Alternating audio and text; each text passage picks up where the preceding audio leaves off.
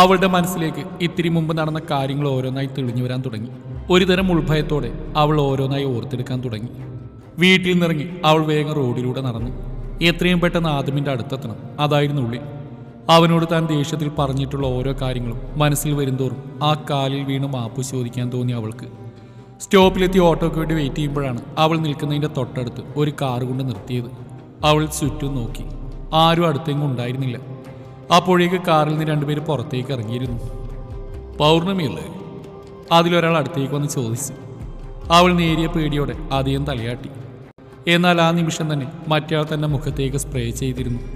ബോധം മറിഞ്ഞ് നിലത്തേക്ക് വീഴാൻ പോയ തന്നെ ഇരുവരും ചേർന്ന് പിടിച്ച് കാറിലേക്ക് അയറ്റുന്നു. ചെറിയൊരു ബോധത്തിൽ അവൾ അറിയുന്നുണ്ടായിരുന്നു.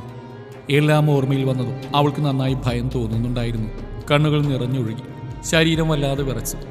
എന്നാൽ ആദമിന്റെ മുഖം ഒരു വേള മനസ്സിലേക്ക് വന്നു. ആമിക്ക് സങ്കടം സഹിക്കാൻ കഴിഞ്ഞില്ല. മുട്ടിൽ മുഖം പൂഴ്ത്തി അവൾ പൊട്ടിക്കരഞ്ഞു. എന്നാൽ ആ സമയം തന്നെ ഒരു ഞെരക്കത്തോടെ പൂട്ടിക്കിടന്ന വാതിൽ മലർക്കെ തുറന്നു. അവൾ ഒരു ഞെട്ടലോടെ അങ്ങോട്ടേക്ക് നോക്കി. പുറത്തെ വെളിച്ചം കാരണം ആരാണ് നിൽക്കുന്നതെന്ന് അവൾക്ക് കാണാൻ കഴിഞ്ഞില്ല. എന്നാലും ഒരു പുരുഷനാണെന്ന് അവൾക്ക് മനസ്സിലായി. അയാൾ അവളുടെ അടുത്തേക്ക് വരുന്ന കണ്ട് അവൾ പേടിയോടെ വേഗം എഴുന്നേറ്റ് നിന്നു. എന്നാൽ തന്റെ തൊട്ടുമ്പിലേക്ക് നാളെ കണ്ട് അവൾ ഞെട്ടി ഉറച്ചുകൊണ്ട് പുറകിലേക്ക് നീങ്ങി. എന്താമീ, പേടിച്ചു പോയോ? അവളുടെ മുന്നിലേക്ക് വീണിടക്കുന്ന മുടിയഴകൾ പുറകിലേക്ക് ഒതുക്കിക്കൊണ്ട് അവൻ ചോദിച്ചത്. അവൾ പേടിയോടെ പുറകിലേക്ക് നീങ്ങിക്കൊണ്ട് പറഞ്ഞു, ആരവേട്ടൻ? അത് കേട്ട് അവൻ ഉറക്കെ ചിരിച്ചു. ഇത്രയും നാൾ കണ്ടതിൽ നിന്ന് അവന്റെ മറ്റൊരു മുഖമായിരുന്നു ആമിക്ക് മുന്നിൽ. അപ്പോൾ അപ്പൊ ആരവേട്ടനും മോള് മറന്നിട്ടില്ലല്ലേ? നല്ലത്. ഞാൻ കരുതി എന്നെ പാടെ മറന്ന് ഇപ്പൊ അവന്റെ കൂടെ സുഖമായിട്ട് ജീവിക്കുകയാണെന്ന്. അവളുടെ അരികിലേക്ക് നീങ്ങുന്നുകൊണ്ട് അവൻ പറഞ്ഞു. ആമി പേടിയോടെ ചുറ്റും നോക്കി. നീ പേടിക്കൊന്നും വേണ്ട ആമി, നിന്നെ ഉപദ്രവിക്കാനെന്നല്ല ഇങ്ങോട്ട് കൊണ്ടുവന്നു. പകരം അവൻ അത്രയും പറഞ്ഞ അവളെ നോക്കി വല്ലാത്തൊരു ഭാവത്തിലൊന്ന് ചിരിച്ചു. അവൻ പറയാൻ പോകുന്ന എന്താണെന്നറിയാൻ കാതോർത്ത് നിന്നു.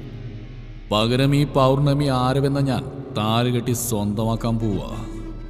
ഒരിടുത്തി പോലെയാണ് അവന്റെ വാക്കുകൾ അവിടെ നെഞ്ചിൽ വന്ന് പതിഞ്ഞത്. അവൾ വിശ്വസിക്കാൻ കഴിയാതെ തല രണ്ട് സൈഡിലേക്കും വേണ്ടെന്ന രീതിയിൽ ചലിപ്പിച്ചുകൊണ്ട് ആദം കെട്ടിയ താലിൽ മുറുകെ പിടിച്ച് കരഞ്ഞു. എന്നാൽ ഈ കാഴ്ച അവളിൽ ദേഷ്യമാണ് നിറച്ചത്. അവൻ ദേഷ്യത്തോടെ അവിടെ അരികിലേക്ക് ചെന്ന് മുടിയിൽ കുത്തിപ്പിടിച്ചുകൊണ്ട് ചോദിച്ചു, എന്താടി, അവനോട് നിനക്ക് സ്നേഹമാണോ? ആണെങ്കിൽ അതങ്ങ് മറന്നേക്കാമി. നിന്റെ ജീവിതത്തിൽ ആദം എന്ന അധ്യായം ഇന്നത്തോടെ തീരാൻ പോവുകയാ. ഇനി ആ സ്ഥാനത്ത് ഞാൻ മതി. അവളുടെ മുടിയിൽ മുറുകെ പിടിച്ചുകൊണ്ട് അവൻ ദേഷ്യത്തിൽ മുരണ്ടു. ആമിയുടെ കണ്ണുകൾ നിറഞ്ഞൊഴുകി. ഇല്ല, ഞാൻ സമ്മതിക്കില്ല ഇതിന്. അവൾ കരഞ്ഞുകൊണ്ട് ഇടർച്ചയോടെ പറഞ്ഞു. ആരോ അവളുടെ കവിളിൽ ആഞ്ഞടിച്ചു. അടിയുടെ ശക്തിയിൽ അവൾ സൈഡിലേക്ക് ചെരിഞ്ഞു വീണു. അവൻ അവളുടെ കയ്യിൽ പിടിച്ചു വലിച്ച് എഴുന്നേൽപ്പിച്ചു. പിന്നെയും കവിളിൽ മാറി മാറി അടിച്ചു. ആമിയുടെ മുഖം നീറി പുകഞ്ഞു, ചുണ്ടുപൊട്ടി ചോരകിനിഞ്ഞു. ഇരുകവിളിൽ അവന്റെ വിരൽപ്പാടുകൾ ചുവന്ന് തെളിഞ്ഞു കിടന്നു. കണ്ണുകൾ നിറഞ്ഞൊഴുകുന്നുണ്ടായിരുന്നു. ശരീരം നന്നേ തളരുന്നുണ്ടായിരുന്നു. എങ്കിലും അതിനിരട്ടി അവളുടെ മനസ്സ് തളർന്നിരുന്നു. ഇച്ചായ, പിള്ളേര് പോയിട്ട് നേരം കുറച്ചായല്ലോ, കണ്ടില്ലല്ലോ എന്നിട്ട് ഇതുവരെ. ആദവും അലോഷിയും പോയതിൽ പിന്നെ അവരെയും കാത്തിരിക്കുകയാണ് മേരിയും മാത്യുവും. മേരിയാണെങ്കിൽ ആകെ സമാധാനം കിട്ടാതെ അങ്ങോട്ടും ഇങ്ങോട്ടും നടന്ന് പ്രാർത്ഥിക്കുന്നുണ്ട്. ഇച്ചായൻ അവരെ ഒന്ന് വിളിച്ചു നോക്ക്. അവരയാളെ കൊണ്ട് നിർബന്ധിച്ച് വിളിപ്പിച്ചു. അയാൾ ഫോണെടുത്ത് രണ്ടുപേരെയും മാറി മാറി വിളിച്ചുകൊണ്ടിരുന്നു. Ring പോകുന്നല്ലാതെ call എടുക്കുന്നുണ്ടായിരുന്നില്ല. എടുക്കില്ല അവര്. കർത്താവേ, ഇനി എന്നാ ചെയ്യ ഇച്ചായ? അവർ കരഞ്ഞുകൊണ്ട് അവിടെ ഇരുന്നു. നീ ഇങ്ങനെ കരയാതെ, എന്തായാലും അവന്മാർ പോയിട്ടുണ്ടല്ലോ, ഇത്തിരി നേരം കഴിഞ്ഞ് ഞാൻ ഒന്നുകൂടെ വിളിക്കാം. അയാൾ അവരെ സമാധാനിപ്പിച്ചുകൊണ്ട് പറഞ്ഞു. ആമി പോയതിൽ പിന്നെ സങ്കടത്തോടെ ഇരിക്കുകയാണ് നിർമ്മല. അവൾ പോയപ്പോൾ അവളുടെ അവസ്ഥ ഓർക്കും തോറും ആ മാതാവിന്റെ ഹൃദയം തേങ്ങി. പുറത്ത് കോളിംഗ് ബെൽ മുഴങ്ങിയതും നിറഞ്ഞ കണ്ണുകൾ തുടച്ചുകൊണ്ട് അവർ എഴുന്നേറ്റ് പുറത്തേക്ക് നടന്നു. വാതിൽ തുറന്ന് പുറത്തേക്ക് ഇറങ്ങിയ നിർമ്മല അവിടെ നിൽക്കുന്ന ആദമിനെ അലോഷിയും കണ്ടൊന്ന് ഞെട്ടി. അവർ വേഗം അവരുടെ അടുത്തേക്ക് നടന്നു. മക്കളെന്താ ഇവിടെ? അവർ രണ്ടുപേരെയും മാറി മാറി നോക്കിക്കൊണ്ട് ചോദിച്ചു. ആൻറ്റി, ആമി? അലോഷി ഒരു സംശയത്തോടെ അകത്തേക്ക് മിഴികൾ പായിച്ചുകൊണ്ട് ചോദിച്ചു. ആദം അപ്പോഴും ഒന്നും മിണ്ടാ നിൽക്കുകയാണ്. മോൾ അങ്ങ് എത്തിയില്ല ഇതുവരെ? അവർ ചോദിക്കുന്ന കേട്ട് അലോഷി ഞെട്ടിക്കൊണ്ട് ആദമിനെ നോക്കി. അവൻ ദേഷ്യത്തോടെ വേറെങ്ങോ നോക്കി നിൽക്കുവാണ്. ഒരുപാട് നേരമായി ഇവിടുന്ന് പോയിട്ട്? അതെ, അവിടെ എത്താനുള്ള നേരം കഴിഞ്ഞു. ഈശ്വരൻ്റെ മോള്, അവർ കരഞ്ഞുകൊണ്ട് പറഞ്ഞു. അലോഷിക്ക് അവരെ എന്ത് പറഞ്ഞ് സമാധാനിപ്പിക്കണമെന്ന് അറിയില്ലായിരുന്നു. ആദം വേഗം പോയി കാറിൽ കയറി. ഞാൻ വിളിക്കാൻ ആൻറ്റി, ചിലപ്പോൾ ആമി ഇപ്പോൾ വീട്ടിലെത്തിണ്ടാവും. അത്രയും മാത്രം പറഞ്ഞ് വേറൊന്നും പറയാനോ കേൾക്കാനോ നിൽക്കാതെ അവർ വേഗം കാറിൽ പോയി കയറി. ആ കാർ അകന്നു പോയതും നിർമ്മല കരഞ്ഞുകൊണ്ട് തളർന്നുകൊണ്ട് നിലത്തേക്കിരുന്നു. സാന്ദ്ര സന്തോഷത്തോടെ റൂമിൽ അങ്ങോട്ടും ഇങ്ങോട്ടും നടക്കുകയാണ്. കുറച്ചു മുന്നേ വന്ന ഫോൺ കോൾ അവൾ അത്രമേൽ സന്തോഷത്തിൽ ആഴ്ത്തിയിരുന്നു. ആദമിന്റെ നാവിൽ നിന്ന് അവന്റെ പ്രണയകഥ കേട്ട നേരം മുതൽ മനസ്സിൽ വല്ലാത്ത ദേഷ്യവും സങ്കടമൊക്കെ തോന്നുന്നുണ്ടായിരുന്നു. എന്നാൽ അവർ കൂടെയുള്ളതുകൊണ്ട് പുറത്ത് പ്രകടിപ്പിക്കാനുള്ള സാഹചര്യത്തിലായിരുന്നില്ല അവൾ. എത്രയും പെട്ടെന്ന് വീട്ടിലെത്തിയാൽ മതിയെന്നായിരുന്നു അവൾക്ക്. പക്ഷെ ഇവിടെ എത്തിയപ്പോൾ കേട്ടത് ആമി ഇവിടെ ഇല്ല എന്നാണ്. അപ്പോഴൊന്നും താൻ കരുതിയിരുന്നില്ല തനിക്കുള്ള സന്തോഷത്തിന് അത് കാരണമാവുമെന്ന്. റൂമിലേക്കെത്തി ഇനി എന്തെന്ന് ആലോചനയോടെ ഇരിക്കുമ്പോഴാണ് ആ കോള് തന്നെ തേടി വന്ന്. ഹലോ, എന്താരോ? സാന്ദ്ര, ഞാനൊരു ഹാപ്പി ന്യൂസ് പറയാൻ വിളിച്ച. എന്ത് ഹാപ്പി ന്യൂസ്? അവൾ സംശയത്തോടെ ചോദിച്ചു. നിന്റെ ശത്രു ഇപ്പൊ എൻ്റെ കൂടെയുണ്ട്. അത് കേട്ട് അവളുടെ കണ്ണുകൾ വിടർന്നു. എന്തോ മനസ്സിലായ പോലെ അവൾ ചിരിച്ചുകൊണ്ട് ചോദിച്ചു. അപ്പൊ പൗർണമി നീ പൊക്കി അല്ലേ? അതിന് മറുപടി പറയാതെ മറുപുറത്തുനിന്ന് ആരോ പൊട്ടിച്ചിരിച്ചു. അതിൽ സാന്ദ്രയും പങ്കുചേർന്നു. ഇനി എന്താരോ നിന്റെ പ്ലാന്? ഒന്നും ഞാൻ തീരുമാനിച്ചിട്ടില്ല. പക്ഷേ അവൾ ഇനി ഒരിക്കലും അവൻ്റെ ജീവിതത്തിലേക്ക് വരില്ല. അത് ഞാൻ നിനക്ക് ഉറപ്പിരുന്നു.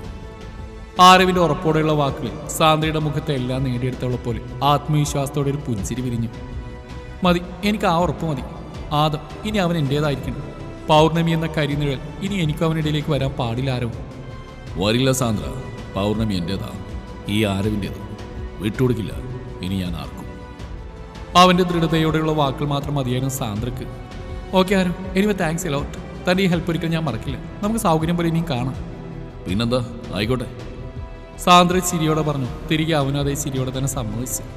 ഓക്കെ ആരോ, ബൈ. അതും പറഞ്ഞ അവൾ ഫോൺ കട്ട് ചെയ്തു.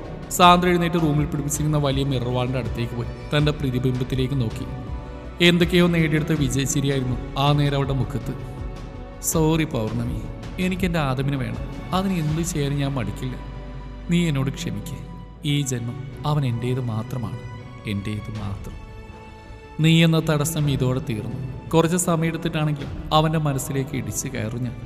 പിന്നെ ഞാനും എൻ്റെ ആദവും മാത്രമായിട്ടുള്ളൊരു ജീവിതം. ആരും ഒഴികെ ബാക്കി 3 പേരും എന്നത്തെയും പോലെ ദിനേശിൻ്റെ വീട്ടിൽ ഒത്തുകൂടിയിരിക്കുകയാണ്. ആരും ഇപ്പം അധികം ഇങ്ങോട്ടേക്ക് വരാറില്ല. ആ വിളിച്ചിരുന്നോടാ നിങ്ങൾ? കയ്യിലിരിക്കുന്ന ഗ്ലാസ്സിൽ നിന്ന് അല്പം മദ്യം കുടിച്ചുകൊണ്ട് ജിബിൻ ചോദിച്ചു. ഇല്ല, എന്തൊക്കെയോ നമ്മൾ അറിയിക്കാതെ അവൻ ചെയ്യുന്നുണ്ട്. അതാ ഇവിടേക്ക് പോലും ഇപ്പോൾ വരാത്ത. അത് ശരി, വന്നാൽ ചിലപ്പോൾ നമ്മളോട് പറയേണ്ടി വന്നാലോ? ജിബിൻ അതിനോട് യോജിച്ചു. നമ്മളും അവനോട് കൂടുതൽ ഒട്ടാൻ നിൽക്കണ്ട. പണി വരുന്ന വഴി അറിയില്ല. എന്തായാലും അവൻ അവളെയും കൊണ്ടേ പോകുന്ന തോന്നുന്നത്. ജിബിൻ അത് പറഞ്ഞിരുന്നു. അവൻ്റെ ഫോൺ റിംഗ് ആയത് ഒരുമിച്ചായിരുന്നു. അവൻ പാൻസിൻ്റെ പോക്കറ്റിൽ നിന്ന് ഫോൺ എടുത്ത് നോക്കി. ഡാ, അവനാണല്ലോ. ജിബിൻ കയ്യിലിരിക്കുന്ന ഫോൺ അവർക്കേറെ കാണിച്ചുകൊണ്ട് പറഞ്ഞു. നീ എന്തായാലും എടുക്ക്, കാര്യം അറിയാലോ. സാഗർ പറഞ്ഞു. ജിബിൻ കോൾ എടുത്തു. ഹലോ, എന്താടാ? എപ്പോ? അവനും ഞെട്ടിക്കൊണ്ട് ചോദിച്ചു. ബാക്കിയുള്ളവർ പരസ്പരം നോക്കിക്കൊണ്ട് അവനെ ശ്രദ്ധിച്ചു. ഡാ, അയാളെങ്ങനെ അറിഞ്ഞാ നീ സൂക്ഷിക്കണം. അല്ല, നിങ്ങളിപ്പോൾ എവിടെയാ? ആ ഓക്കെ ശരി. അവൻ അത് പറഞ്ഞ് കോൾ കട്ട് ചെയ്തു. എന്താടാ, എന്താ കാര്യം? അവനെന്താ പറഞ്ഞേ? ജിബിൻ കോൾ കട്ട് ചെയ്തു. സാഗറും ജിബിനും ഓരോന്ന് ചോദിക്കാൻ തുടങ്ങി. എടാ, അവളെ അവൻ പൊക്കിന്ന്. ഇപ്പം അവർ അവിടെ ഉണ്ടെന്ന്. അങ്ങോട്ടേക്ക് ചെല്ലാൻ പറഞ്ഞ നമ്മളോട്. ആരെ? പൗർണമിയെ? സാഗർ കണ്ണു പിടിച്ചുകൊണ്ട് ചോദിച്ചു. അല്ലാതെ വേറെ ആരെ? വാ, നമുക്ക് വേഗം ഇറങ്ങാം. അതും പറഞ്ഞവൻ എഴുന്നേറ്റു. പുറകെ അവരും. ഡാ, വേണോ? ഒന്നുകൂടെ ആലോചിച്ചിട്ട് പോരെ. ഇതെങ്ങാനും അയാൾ അറിയുകയാണെങ്കിൽ വെറുതെ നമുക്കുള്ള കുഴി നമ്മൾ തന്നെ എടുക്കണം. പുറത്തേക്ക് നടക്കുന്നതിനിടയിൽ ദിനേശ് ഒന്നുകൂടെ ജിബിനോട് ചോദിച്ചു. എന്തായാലും അവൻ്റെ ഫ്രണ്ട്സ് ഒന്നുമില്ലെങ്കിൽ നമ്മൾക്ക് കിട്ടും. പിന്നെന്താ, നിങ്ങൾ വാ പേടിക്കാതെ. ഡോറ് ലോക്ക് ചെയ്തിട്ട് അവർ വേഗം കാറിലേക്ക് പോയി. സാന്ദ്ര താഴേക്ക് ഇറങ്ങി വരുമ്പോൾ കാണുന്നു ഹാളിലിരുന്ന് കരയുന്ന മേരിയും അവരെ സമാധാനിപ്പിക്കുന്ന മാത്യുവിനെയുമാണ്. ഉള്ളിൽ ചിരിച്ചുകൊണ്ട് പുറമേ സങ്കടത്തിൻ്റെ മുഖംമൂടി അണിഞ്ഞ് അവൾ അവരുടെ അടുത്തേക്ക് പോയി. എന്താ എങ്കിൽ ആമി? അവൾ മാത്യുവിൻ്റെ അടുത്തേക്ക് പോയി വിഷമത്തോടെ ചോദിച്ചു. ഒന്നും അറിഞ്ഞില്ല മോളെ. അയാൾ സങ്കടത്തോടെ പറഞ്ഞു. ഞാൻ കാരണമാണ് ഇതൊക്കെ ഉണ്ടായത്. മോളെ ഒറ്റയ്ക്ക് വിടാൻ പാടില്ലായിരുന്നു. അതുകൊണ്ടല്ലേ ഇങ്ങനെയൊക്കെ വന്നത്. മേരി കരഞ്ഞുകൊണ്ട് പറഞ്ഞു. സാന്ദ്ര വേഗം പോയി അവർക്കരികിൽ ഇരുന്നുകൊണ്ട് പറഞ്ഞു. ആൻറ്റി കരയണ്ട, ആമിക്കൊന്നും വരില്ല. അവർ പോയിരിക്കല്ലേ, അവളെയും കൊണ്ട് അവർ തിരികെ വരികയുള്ളൂ. അത് തന്നെയാണ് ഞാനിവളോട് പറഞ്ഞു. ആദ്യം ഒരു കാര്യത്തിന് ഇറങ്ങിയിട്ടുണ്ടെങ്കിൽ അത് നേടാതാവും വരില്ല. മാത്യുവിൻ്റെ വാക്കിൽ വല്ലാത്തൊരു തന്നെ ഉറപ്പുണ്ടായിരുന്നു. ഒരു വേള ആ വാക്ക് സാന്ദ്രയിൽ നേരിയ തോതിൽ ഭയം ഉടലെടുത്തിരുന്നു. എന്നാൽ അവളത് പുറമേ കാണിച്ചില്ല. ആമി തളർച്ചയോടെ നിലത്ത് കാൽമുട്ടിൽ മുഖം അമർത്തിയിരിക്കുകയാണ്. കണ്ണിൽ നിന്നും കണ്ണുനീർ ധാരധാരയായി ഒഴുകുന്നുണ്ട്. ഇത്തിരി മുമ്പ് ഫോണും കൊണ്ട് പുറത്തേക്ക് ഇറങ്ങിയതാണ് ആരും. തിരികെ വരാത്തിൽ അവൾ അല്പം ആശ്വസിച്ചു. തനിക്കിനി ഇവിടുന്ന് രക്ഷപ്പെടാൻ കഴിയില്ലെന്ന് അവൾക്ക് തോന്നി. അതിനിരട്ടി അവളെ തളർത്തിയത് ആദ്യമിനെ തനിക്കിനി കാണാൻ കഴിയില്ല എന്നതാണ്. ഒരു തവണ കൂടെ അവനൊന്ന് കാണാം, പറഞ്ഞതിനും ചെയ്തതിനുമൊക്കെ മാപ്പ് ചോദിക്കാൻ കഴിയണമെന്ന് അവൾ ആത്മാർത്ഥമായി ആഗ്രഹിച്ചു. ഒരു വേള കഴുത്തിൽ കിടക്കുന്ന അവൻ്റെ പേരിലുള്ള താലിയിൽ അവൾ മുറുകെ പിടിച്ചു. തൻ്റെ സമ്മതമില്ലാതെ ചാർത്തിയതാണിത്. എന്നാൽ ഇപ്പോൾ ഇതിനോട് വല്ലാത്ത സ്നേഹവും പ്രണയവും തോന്നുന്നു. തൻ്റെ മരണത്തിലൂടെയല്ലാതെ ഈ താലി തൻ്റെ കഴുത്തിൽ നിന്ന് പോകരുത് എന്നവൾ ആഗ്രഹിച്ചു. ഇത്രയും നാൾ അവൻ്റെ അരികിൽ ഉണ്ടായിട്ടും ആ മനസ്സൊന്നും അറിയാൻ ശ്രമിക്കാത്തതിൽ അവൾക്ക് അവളോട് തന്നെ ദേഷ്യവും സങ്കടവും തോന്നി. കഴുത്തിലെ താലിയിൽ മുറുകെ പിടിച്ചുകൊണ്ട് അവൾ കരഞ്ഞുകൊണ്ടിരുന്നു. ആദു അലോഷി ആമിയുടെ വീട്ടിൽ നിന്നിറങ്ങി നേരെ പോയത് ദിനേശിൻ്റെ വീട്ടിലേക്കാണ്. എന്നാൽ അവിടെ എത്തിയപ്പോൾ ഡോറ് ലോക്ക് ചെയ്തിരിക്കുന്നുണ്ട്. ആദമിന് പ്രാന്ത് പിടിക്കുന്ന പോലെ തോന്നി. അവൻ കാറിൻ്റെ ബോണ്ടിൽ ദേഷ്യത്തോടെ ആഞ്ഞടിച്ചു. ആദം, നീ ഒന്ന് റിലാക്സ് ആവും, നമുക്ക് അന്വേഷിക്കാം. അലോഷി അവൻ്റെ അടുത്തേക്ക് വന്ന് തോളിൽ കൈവച്ചുകൊണ്ട് പറഞ്ഞു. അപ്പോഴേക്കും തന്നെ അവൻ്റെ ഫോൺ റിങ് ചെയ്തു. ഹലോ, പറ. ആ, ഓക്കെടാ, താങ്ക്സ്. ആദ്യം പറഞ്ഞാൽ വേഗം കോൾ കട്ട് ചെയ്തിട്ട് ആദമിനോട് പറഞ്ഞു. അവൻ്റെ ഫോൺ ലൊക്കേഷനാ ഇപ്പോൾ ആ ടവറിൻ്റെ ചോട്ടിലാണ്. അത് കേട്ടതും ആദമിൻ്റെ കണ്ണുകളൊന്ന് ക്രൂരമായി തിളങ്ങി. ഉടൻ തന്നെ അവർ അവിടെ നിന്ന് പോയി. ജിബിനും സാഗറും ദിനേഷും ആരും പറഞ്ഞു കൊടുത്ത സ്ഥലത്തേക്ക് ഇതിനോടൊക്കെ എത്തിയിരുന്നു. അവർ വേഗം കാർ പാർക്ക് ചെയ്ത് അകത്തേക്ക് കയറി. വളരെ പഴക്കമുള്ള വീടായിരുന്നത്. കണ്ടാൽ തന്നെ അറിയാം അടുത്തെങ്ങും ആൾ താമസമില്ല എന്ന്. അത്രയും വിജനമായിരുന്ന ആ സ്ഥലം. അവർ 3 പേര് അകത്തേക്ക് കയറിയപ്പോൾ കണ്ടു. ഒരു ചെയറിൽ നിന്നുകൊണ്ട് മറ്റൊരു ചെയറിൽ കാലുകൾ നീട്ടി വെച്ചിരിക്കുന്ന ആരവിനെ. അകത്തേക്ക് വരുന്ന അവരെ കണ്ട് അവനൊരു ചിരിയോടെ ചോദിച്ചു. ആ, നിങ്ങളെത്തിയോ? അവളെവിടെ? ജിബിൻ ചുറ്റും നോക്കിയിട്ട് ചോദിച്ചു. അകത്തുണ്ട്. ആരവ് അവനിരിക്കുന്നതിൻ്റെ ഓപ്പോസിറ്റ് സൈഡിലുള്ള പുറത്തുനിന്ന് പൂട്ടിയിട്ടിരിക്കുന്ന റൂമിലേക്ക് കണ്ണാണിച്ചുകൊണ്ട് പറഞ്ഞു. ഡാ, ഈ സ്ഥലം സേഫാണോ? സാഗർ ടെൻഷനോട് ചോദിച്ചു. ഇവിടേക്ക് ആരും വരില്ല. ഇനി അഥവാ വന്നാൽ എങ്ങനെ കൈകാര്യം ചെയ്യണമെന്ന് എനിക്ക് നന്നായിട്ട് അറിയാം. അവനൊരു പുച്ഛത്തോടെ അവർ നോക്കി പറഞ്ഞു. ആരും, ഇനി എന്താ നിന്റെ പ്ലാൻ?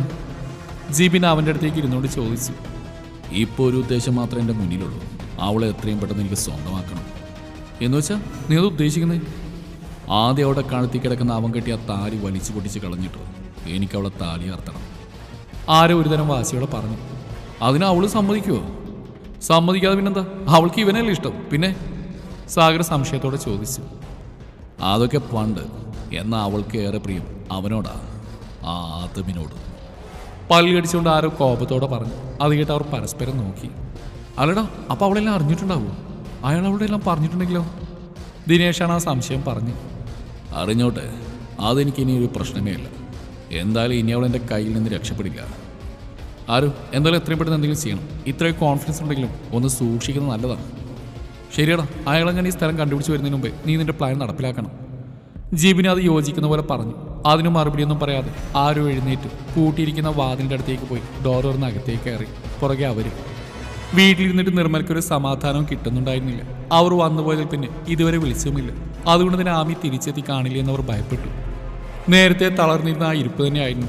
അവർ ഇത്രയും നേരം കരഞ്ഞാകെ തളർന്നുപോയി. ഇത്രയും നേരമായിട്ട് അലോഷി വിളിക്കാത്തതുകൊണ്ട് അങ്ങോട്ടേക്ക് പോകാമെന്നവർ തീരുമാനിച്ചു. നിലത്തുനിന്ന് പതിയെ അവർ എഴുന്നേറ്റ് ഡ്രസ്സ് പോലും മാറി നിൽക്കാതെ അകത്തേക്ക് കയറി പേഴ്സും എടുത്ത് ഡോർ ലോക്ക് ചെയ്ത് പുറത്തേക്ക് ഇറങ്ങി നടന്നു. തൻ്റെ മകൾ അവിടെ ഉണ്ടാവണേ എന്ന പ്രാർത്ഥനയോടെ. റൂം തുറക്കുന്ന ശബ്ദം കേട്ട് ആമി ഞെട്ടി എഴുന്നേറ്റ് അങ്ങോട്ടേക്ക് നോക്കി. ആരവിൻ്റെ കൂടെ വരുന്നവരെ അവളും നോക്കി. ഇടയ്ക്കെപ്പോഴും 1-2 തവണ അവൻ്റെ കൂടെ അവരെ കണ്ടതായി അവൾക്ക് ഓർമ്മ വന്നു. അവിടെ എല്ലാവരെയും മാറി മാറി നോക്കി.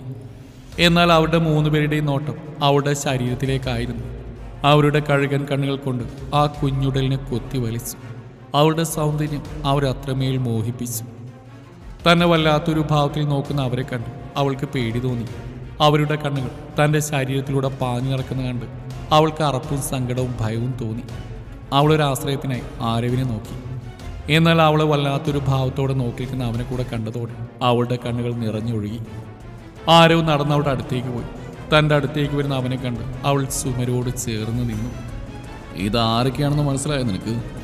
പുറകിൽ നിൽക്കുന്നവരെ കണ്ണാണിച്ച് അവൻ ചോദിച്ചു. അവളൊന്നും ഇടാ മുഖം കുറിച്ച് നിന്നു. എൻ്റെ ഫ്രണ്ട്സാ. ഇവർക്ക് ചെറിയൊരാഗ്രഹം, നിന്നെ ഒന്ന് അറിയണമെന്ന്. അവൻ്റെ നാവിൽ നിന്ന് വീണ കേൾക്ക് അവൾ ഞെട്ടിപ്പിടഞ്ഞവരെ നോക്കി.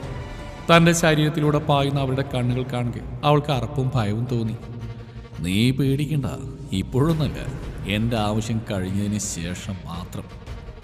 അതും പറഞ്ഞ് ആരോ അവരെ നോക്കി ചിരിച്ചു. അവർ തിരികെ. ആമിക്ക് തൻ്റെ ശരീരം തളരും പോലെ തോന്നി. കണ്ണുകൾ നിറഞ്ഞൊഴുകിക്കൊണ്ടിരുന്നു.